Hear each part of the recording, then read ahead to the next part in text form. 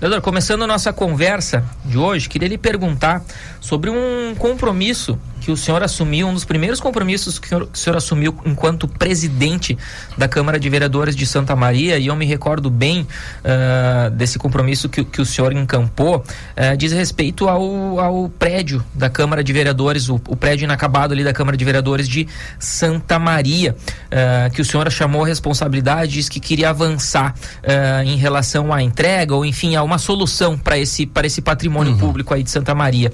Como está a questão hoje? Como que o senhor entrega essa demanda para o próximo presidente do Legislativo? Pedro, esta com certeza uma das principais bandeiras que nós nos debruçamos, além do nosso compromisso com toda a transparência, com o zelo com os recursos públicos, com a otimização dos recursos, com respeito aos servidores do Poder Legislativo e principalmente com o Poder Legislativo aberto para a participação da cidadania, do povo, que realmente entendessem que ali era a casa do povo. E aquele prédio inacabado há 10 anos realmente incomoda todos os gestores que passam pela Câmara de Vereadores e todos os parlamentares. Então, foi um compromisso que assumi e acredito que avançamos muito. Eu, claro que gostaria de estar chegando agora ao final da minha gestão, já com a definição de se continuaríamos a obra, o que poderíamos já estar fazendo. Mas o desfecho que nós conseguimos foi algo, um grande avanço. Nós, através do diálogo com o Ministério Público, com o Judiciário, com os entes envolvidos nesse processo todo, nós avançamos no sentido de que agora, já o próximo gestor, a próxima gestão da casa, poderá dar o destino que desejaram para aquela obra. Porque nós, durante esses 10 anos, não se conseguia fazer nada ali, porque uma questão judicializada e que impedia qualquer ação do gestor da Câmara de Vereadores. Através do sistema Mediar, nós estivemos em Porto Alegre com o Ministério Público, aqui com a doutora Giane, e a partir daí iniciamos um trabalho de diálogo com as 5 partes, né? Porque esse processo envolve 5 partes, 3 ex-gestores, um engenheiro, fiscal da obra e mais a empresa.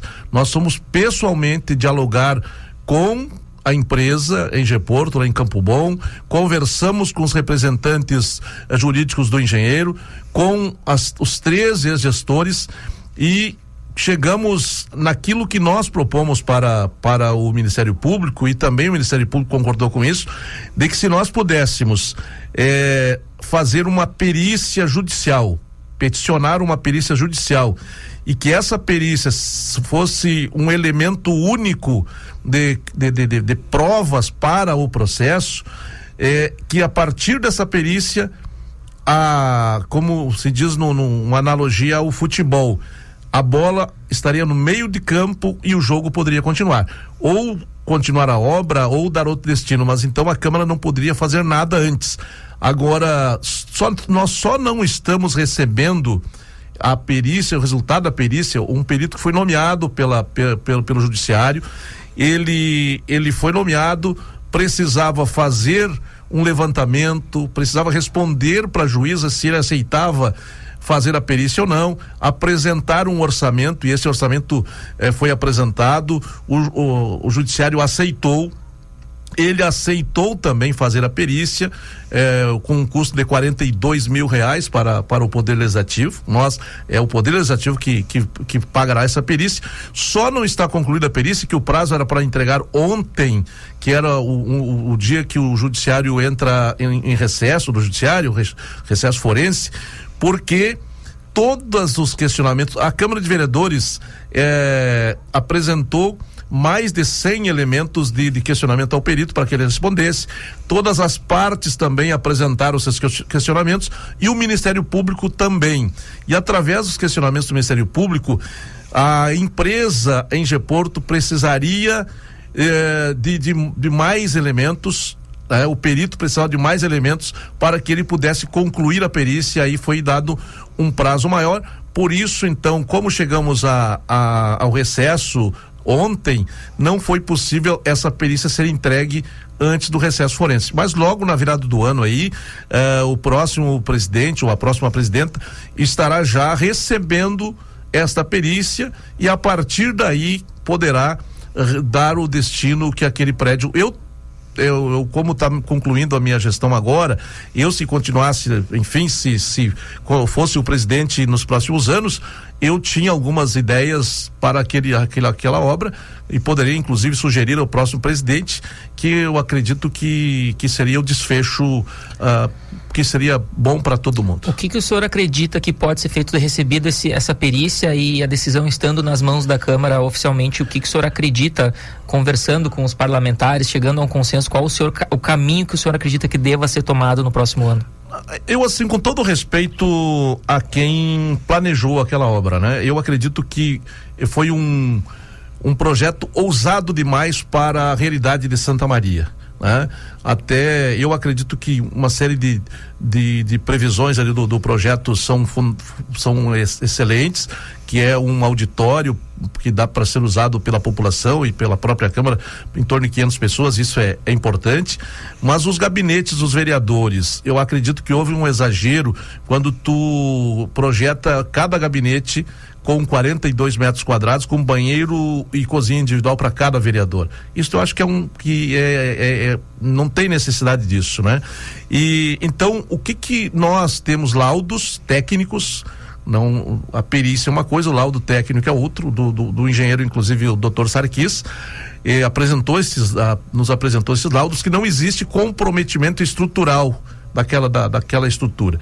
Ela pode ter continuidade à obra.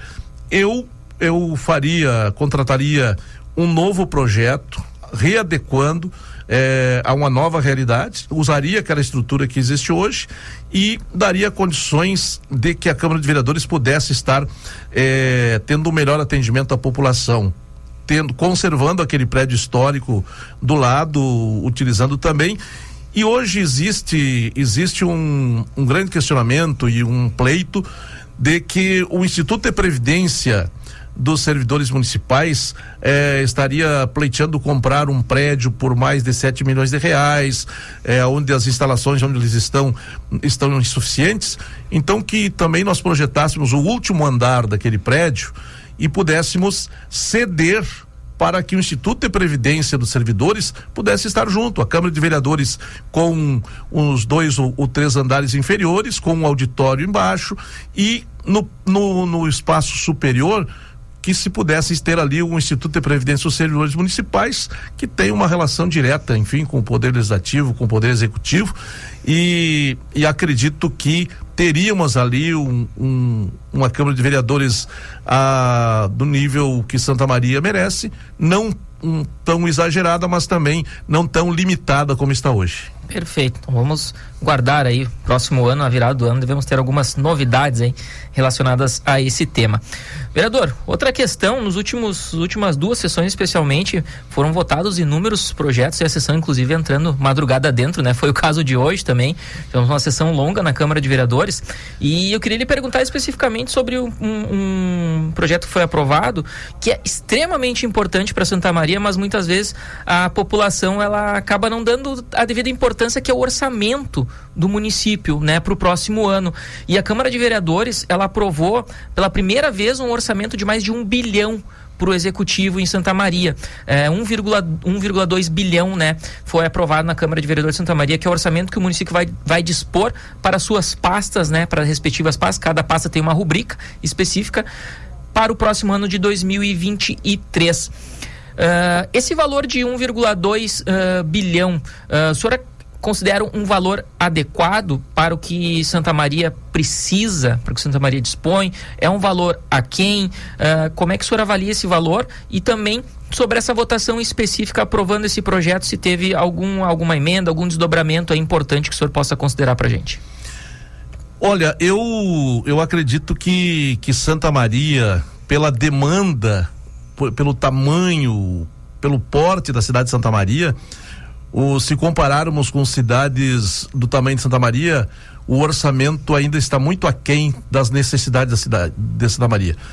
Nós sempre falamos, Santa Maria é uma cidade grande com orçamento de cidade média, porque 1.211 bilhões que nós votamos ontem, a gente analisa, é um valor bastante elevado, mas se for comparar com outras cidades, até porque nós tivemos há bem pouco aí o resultado do PIB, né?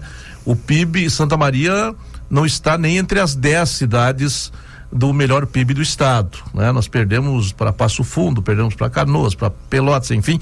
Então, o produto interno bruto da nossa cidade, ele está bem abaixo de cidades que são menores, inclusive.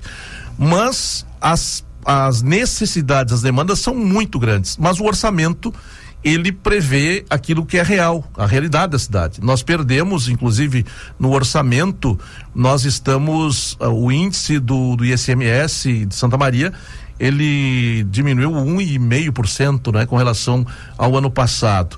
Então, nós temos esta previsão orçamentária que ela tem que estar dentro da realidade. Não adianta tu prever um orçamento além daquilo que realmente vai arrecadar. Foi um orçamento previsto para uma espécie de correção, seria isso? É um orçamento levando em consideração os valores corrigidos, ou teve um aumento a mais além desses valores de impostos? A previsão orçamentária, a Secretaria de Finanças, enfim, os estudos feitos pelo setor financeiro da Prefeitura levam em conta todas as previsões em termos de índice inflacionário, aumento de arrecadação de determinados previsão. Por exemplo, eles preveem que na arrecadação do Fundo Municipal de Iluminação Pública, por exemplo, prevê um acréscimo, um incremento de receita de 13%. Com a previsão, enfim, levando em conta a previsão de aumento da energia elétrica, leva em conta essas previsões, índices inflacionários e aumento de receita, de repasses do governo federal. É um estudo muito técnico aonde se chega a esta previsão orçamentária. Em cima dela que nós trabalhamos lá na Câmara para aprovarmos e também apresentarmos, que desde 2019 temos a previsão legal de os vereadores apresentarem as emendas impositivas, que são emendas porque antes de 2019 qualquer vereador poderia estar emendando o orçamento com emendas indicativas. Tu indicava para o governo poderia executar ou não. Agora, com a lei da emenda impositiva, ele impõe ao governo que ele realize no ano posterior aquelas emendas. Então, é 1,2% do orçamento. Isso deu um valor de quase 11 milhões para que os vereadores destinassem os recursos em todos os programas, né, do orçamento, né, e também para entidades. Cada vereador no orçamento destinou 498 mil reais, sendo desses 498 mil, 50% obrigatoriamente para a saúde, né? E essas emendas foram divididas nas mais diversos segmentos, e eu acho que é um momento em que o vereador que está muito presente nas comunidades, nas entidades, percebe aonde que poderá haver esse aporte de recursos e destinar. Também para secretarias, os secretários também acabam dialogando com os vereadores, falando sobre as suas principais demandas, e esse orçamento também ele é levado em conta. Perfeito, vereador. Importante explicações aí também de como esse valor chega para ser votado, né, e aprovado pelos parlamentares. E é um assunto, quando a gente fala em finanças... Desculpe, Pedro, só esse orçamento, quando falamos esse orçamento, ele é o orçamento municipal, porque é o orçamento que engloba o Instituto de Previdência dos Servidores, ele envolve o IPLAN, que é um instituto, e envolve a Câmara de Vereadores. Ele é o orçamento geral do município, não é o orçamento do Executivo. Ele é do Executivo, do Instituto de Planejamento, do Instituto de Previdência dos municipários e também da Câmara de Vereadores. Perfeito. Além das pastas do Executivo, ainda engloba esses outros setores. Exato. Importante esclarecimento. Vereador, 15 horas 22 minutos, 31 graus a temperatura. Uma última questão que eu preciso falar com o senhor antes de a gente encerrar o bloco, diz respeito à votação de amanhã, né? Câmara de Vereadores, conversávamos aqui antes de o programa iniciar. Amanhã a sessão ela deve ser destinada exclusivamente, né, para votação das comissões do próximo ano e também para definições das comissões e também para a mesa diretora do próximo ano, quem vai comandar o Legislativo Santamarense em 2023. E me parece, a não ser que a gente tenha uma surpresa muito grande amanhã, que já tem um nome, né, que está sendo bastante divulgado nos bastidores, que seria um consenso aí entre boa parte dos parlamentares, que é o do Givago Ribeiro, do PSDB, para ser o presidente, para lhe suceder no próximo ano de 2023. Como é que vocês estão trabalhando essa questão do nome? Porque eu sei que a votação é amanhã, mas essas discussões, essas articulações já vêm acontecendo, né, anteriormente, né, que é a tradicional da política como um todo. Como é que vocês estão trabalhando nessa formação das comissões e também posteriormente na escolha dos nomes aí que vão compor a mesa diretora em 2023? Pedro Pavan e ouvintes, sempre acontece com antecedência as tratativas, os diálogos, enfim, para a composição da nova gestão da casa. Eu tenho um respeito muito grande por todos os vereadores. Eu, como presidente hoje, eu fui eleito por um grupo, né? Mas a partir da minha eleição, eu me tornei o presidente do Poder Legislativo e tenho procurado ser muito republicano no sentido de ter um trabalho com uma imparcialidade muito firme com relação aos grupos políticos, enfim, seja os partidos, né, da Câmara. E eu não tenho tratado diretamente essas questões, mas faço parte de um grupo que me elegeu como presidente, e esse grupo, pelo trabalho que nós realizamos, de diálogo, de respeito às diferenças, dialogando com todas as instâncias de poder, enfim, isso fortaleceu a possibilidade desse grupo se manter na gestão e a possibilidade de ter um nome indicado e que possa conduzi-lo a me suceder. Eu acredito que está muito bem encaminhado, pelo que nós temos conversado e tenho ouvido.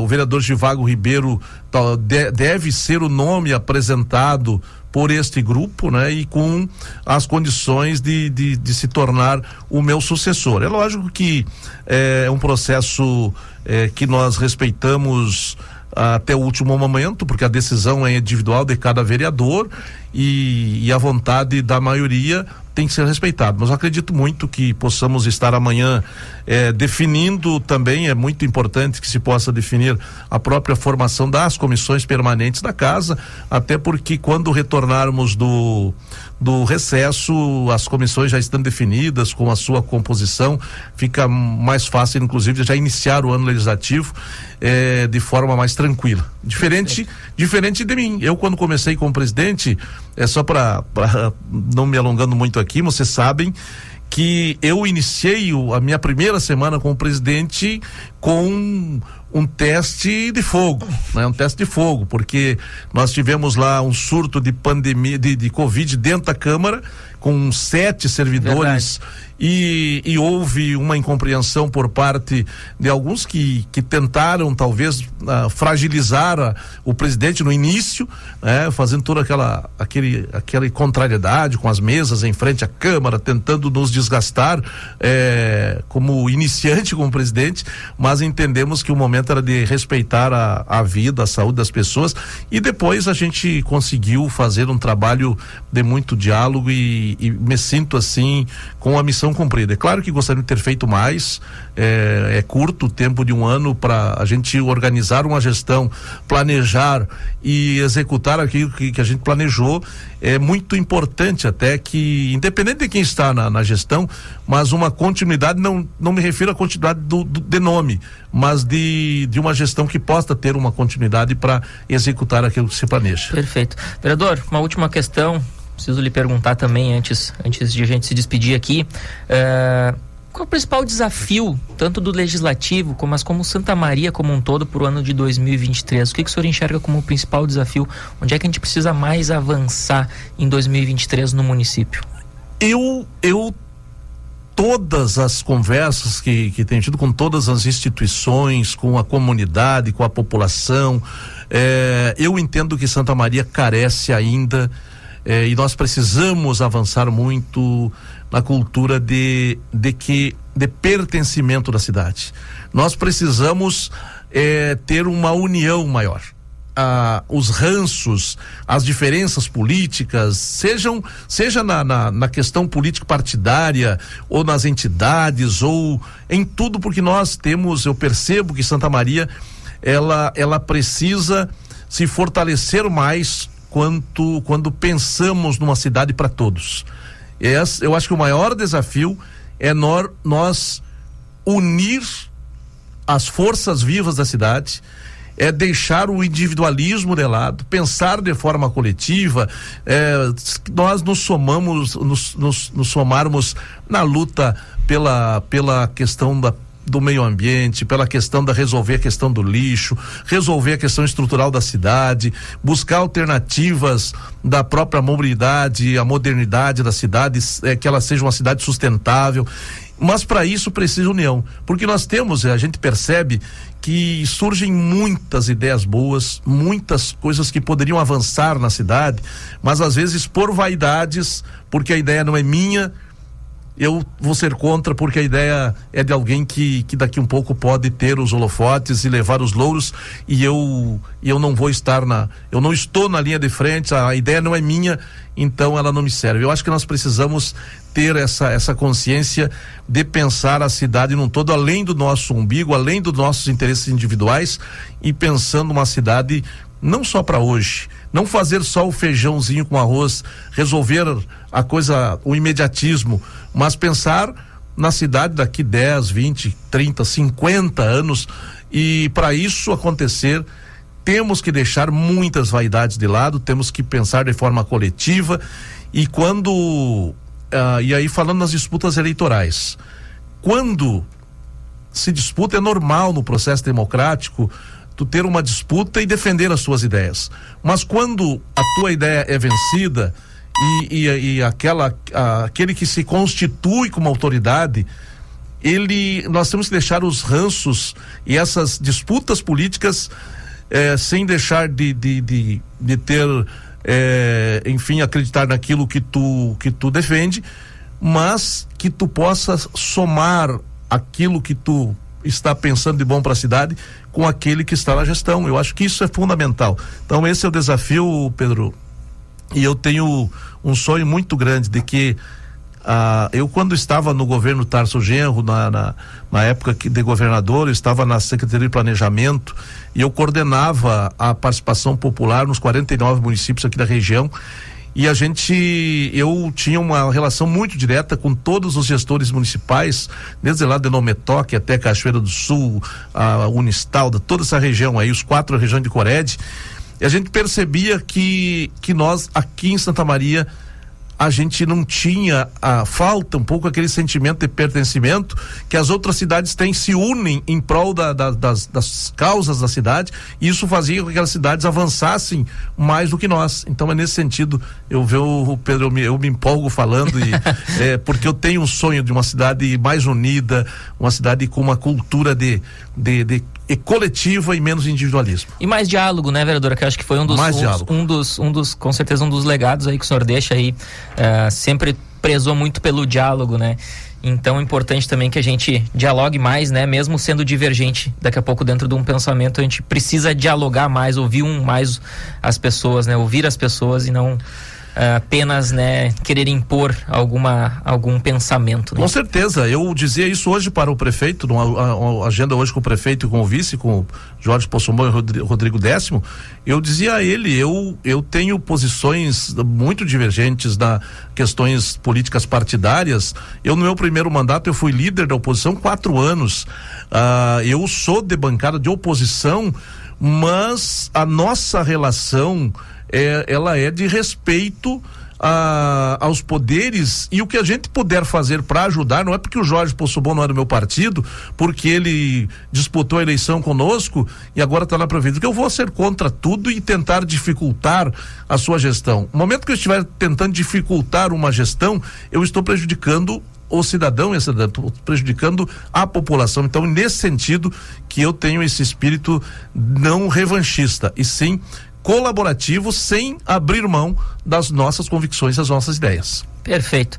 Vereador Valdir Oliveira, do Partido dos Trabalhadores, presidente da Câmara de Vereadores de Santa Maria em 2022, muito obrigado pela sua companhia aqui nesta tarde de quarta-feira, se despedindo aí da presidência, seguindo como vereador, com certeza aí, por mais 2 anos, vereador. Muito obrigado pela companhia. Eu que agradeço, Pedro, agradeço a todos os ouvintes, agradeço a CDN, a direção do Diário, enfim, por todos os espaços, pelo respaldo que deram para o Poder Legislativo. Então isso foi fundamental. Eu até o dia 31 estarei na presidência da Câmara, a eleição amanhã, a presidência eu continuo até o dia 31, estou à disposição, e a partir daí, com o nosso mandato parlamentar, também estaremos sempre à disposição para trazer todas a transparência e prestando contas, porque é fundamental, Pedro, para finalizar aqui, nós, gestores públicos ou homens públicos, temos que prestar contas constantemente daquilo que nós fazemos. Nós somos eleitos pelo povo, somos pagos pelo povo, então nós não estamos prestando nenhum favor quando nós estamos levando a informação correta, dando destino correto para os recursos públicos que chegam para que nós possamos decidir sobre ele. Muito obrigado, um abraço e um Feliz Natal para todos, né? Um Feliz Natal abençoado aí, e que o ano de 2023 seja bem melhor.